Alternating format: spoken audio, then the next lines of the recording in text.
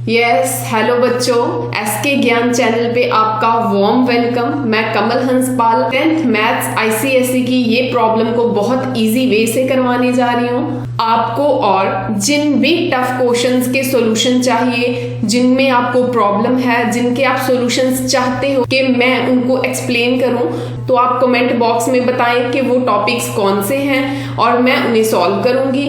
और बताएं कि आपको मेरी वीडियोस कैसी लग रही हैं। तो मेरी वीडियोस को अपने फ्रेंड्स तक शेयर करें, सब्सक्राइब माय चैनल, कमेंट्स करें और बताएं कि और कौन कौन से टॉपिक्स हैं जिनमें आपको प्रॉब्लम है, जिनके आपको सॉल्यूशंस चाहिए। तो let's start this question. From a window A 10 metre above the ground, angle of elevation of the top C of a tower is x degree. देखो इस क्वेश्चन में डायग्राम गिवन है। विंडो ए पॉइंट पे है और वो window ground से 10 metre above है, और वहां से जब हम टावर के टॉप को देखते हैं तो वहां तक का जो एंगल ऑफ एलिवेशन है वो x डिग्री है। तो आप सबको पता होगा कि जो एंगल ऑफ एलिवेशन है वो हॉरिजॉन्टल लाइन के साथ बनता है वर्टिकल पोल से, जहां तक विंडो है, ठीक है, वहां तक मतलब अगर देखते हैं उन पॉइंट्स को मिलाते हैं तो वहां पे एंगल ऑफ एलिवेशन होता है। तो इस बात का ध्यान रखना कि एंगल ऑफ एलिवेशन जो है वो हॉरिजॉन्टल लाइन के साथ बनेगा एंड नीचे बनता है वो, ठीक है। तो यहाँ पे जो एंगल ऑफ एलिवेशन है वो x डिग्री है। तो tan x डिग्री की वैल्यू 5/2 दी हुई है and angle of foot of depression of the foot d of tower is y degree.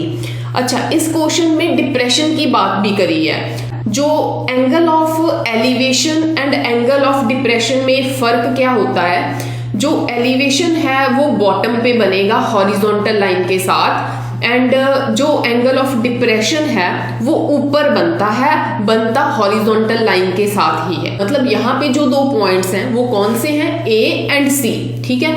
और A एंड C को जब हम मिलाते हैं तो एंगल ऑफ एलिवेशन कहाँ पे आना है? नीचे। And angle of foot of depression, ठीक है, foot of depression of the foot D of tower, ठीक है। टावर का D पॉइंट ले लो, उसका उसी A पॉइंट के साथ, ठीक है, D point and A point को मिलाने पे, ठीक है, लाइन मिल गई। लाइन को मिलाने पे नीचे एंगल नहीं लेना, ठीक है, एंगल ऊपर लेना है, लेकिन लेना हॉरिजॉन्टल लाइन के साथ ही है। तो वहां पे एंगल ऑफ डिप्रेशन होगा, ठीक है, वो y डिग्री है। एंड tan y डिग्री की वैल्यू यहाँ पे 1/4 दी हुई है।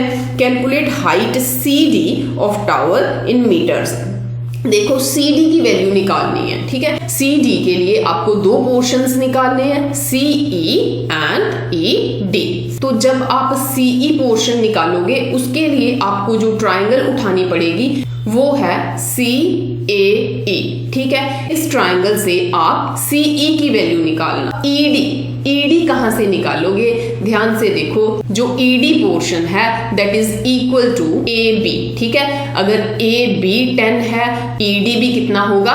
10। तो यहाँ पे दो बार आपको ट्राइंगल्स उठानी पड़ेंगी। पहले मैं CAE ट्राइंगल उठाती हूँ, ठीक है। P/B is equal to 10 x degree. तो परपेंडिकुलर की वैल्यू बेसिकली है क्या? वो है CE, ठीक है। CE अपॉन बेस, जो बेस है वो है AE, ठीक है। CE upon AE is equal to tan of x degree. तो tan x की वैल्यू 5/2 सब्स्टिट्यूट कर दो। जैसे कि आपको CE निकालना है, जो AE है वो 5/2 के साथ जाके मल्टीप्लाई हो जाएगा। तो इसे आप इक्वेशन नंबर 1 कंसिडर करो, इसे छोड़ दो, ठीक है। नेक्स्ट पार्ट में अगर आप देखते हो तो ट्राइंगल आप सोच लो कि आपने जहां पे एक्चुअली में y डिग्री एंगल बन रहा है वो लेनी है, जहां जैसे मैंने आपको बताया कि ऑल्टरनेट एंगल के साथ जो AD भी है वो भी y डिग्री है, ठीक है। दोनों में से कुछ मर्जी ले सकते हो। जैसे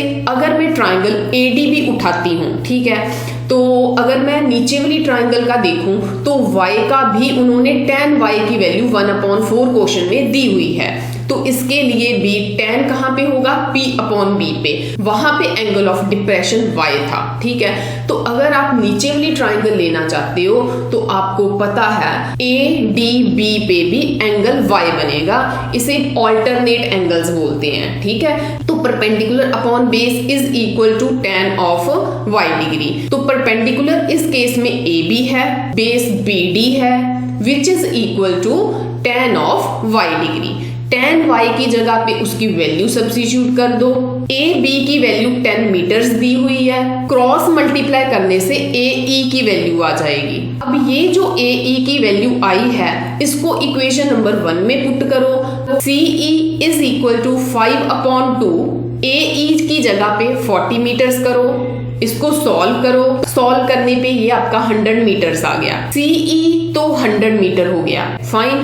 तो जैसे हमें टोटल टावर की हाइट निकालनी थी तो that will be 100 plus 10 is equal to 110 metres. तो अगर आपको मेरा वे अच्छा लगा है, आपको इजी लगा है, आपको यहाँ से कुछ भी सीखने को मिला है, तो अपने फ्रेंड्स के साथ मेरी वीडियोस को शेयर करें, लाइक करें, कमेंट्स करें। Thank you so much.